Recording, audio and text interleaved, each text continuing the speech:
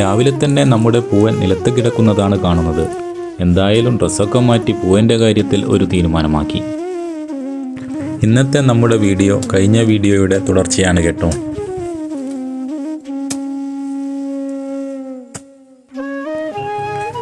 പിന്നെ പോയതിനെക്കുറിച്ച് ചിന്തിക്കാതെ പുതിയ തെങ്ങും തൈ വെക്കുന്നതിനുള്ള പ്ലാനിംഗ് ആണ് മനസ്സു നിറയെ.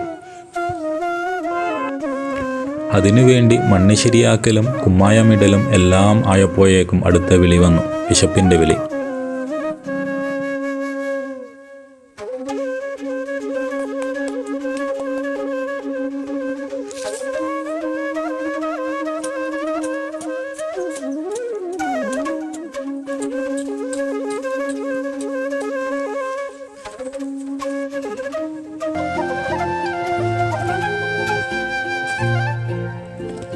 എല്ലാം കഴിഞ്ഞ് രാവിലെ ഉമ്മ തന്നുവിട്ട പുട്ടും പഴവും കഴിക്കുമ്പോഴുള്ള സുഖം അതൊന്ന് വേറെ തന്നെയാണ്.